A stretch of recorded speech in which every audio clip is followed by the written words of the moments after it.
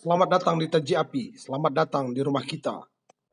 Halo, assalamualaikum warahmatullahi wabarakatuh. Rekan sehobi, saudara-saudara Taji Api, kita masih di kandang, kita masih ngobrol tentang ayam. Kita tidak ada tips, tidak ada tutorial, karena saya yakin dan percaya semua sudah bisa menjalani ternaknya dengan efektif dan efisien. Kita hanya ngobrol bagaimana untuk memulai ternak, bagaimana kita memotivasi diri biar ternak kita bisa kita jalani dengan baik. Kita menghindari apa kata orang, tidak peduli apa kata orang, kita kembangkan potensi peternakan kita, dan kita nikmati hasilnya. Jadi sambil kita lihat ayamnya, kita lanjut ngobrol-ngobrolnya.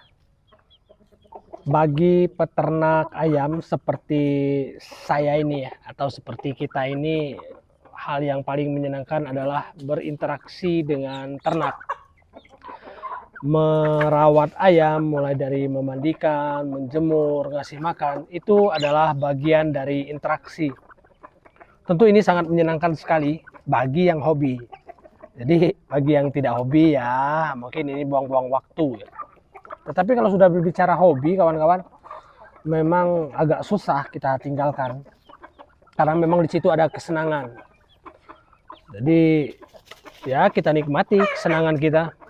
Mungkin yang lain ada yang hobi atau senang di bidang otomotif, di bidang seni, ada juga yang seperti kita di bidang peternakan, khususnya adalah peternakan ayam. Kalau memang sudah hobi, sudah suka, itu mau dilarang gimana juga ya tetap aja. Hal terbaik adalah menjalankan hobi. Seperti halnya ya ternak ini, mau dibilang rugi lah, mau dibilang nggak ada kerjaan lah, mau dibilang buang-buang waktu lah, itu kita nggak ngurus ya apa kata orang. Yang penting kesenangan kita jalan dan kita tidak mengganggu orang lain.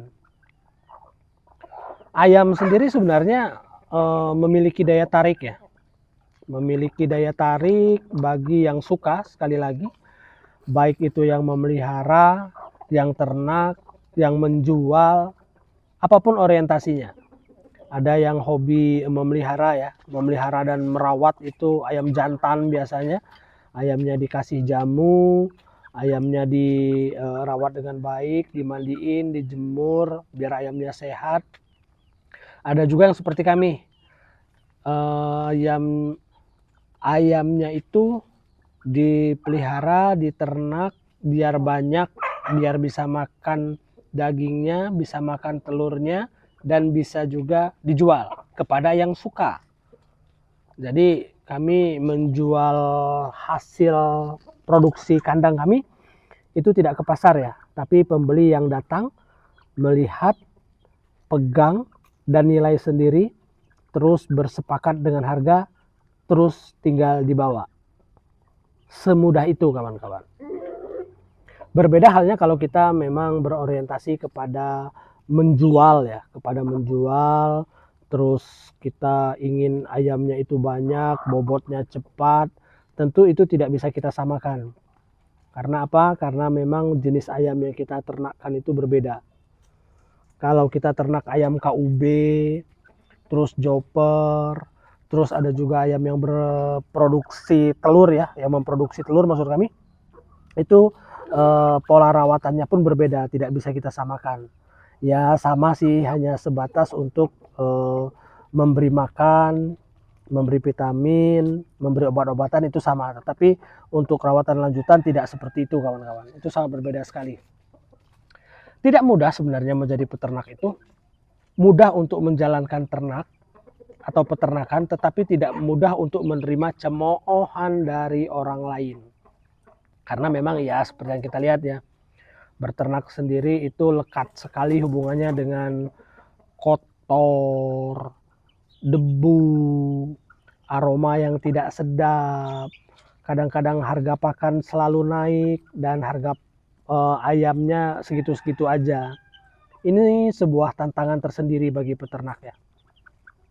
Jadi sebenarnya ketika beternak itu tidak mudah, hal yang paling masuk akal yang bisa kita jalankan adalah mengambil nilai hobi dan nilai kesenangannya.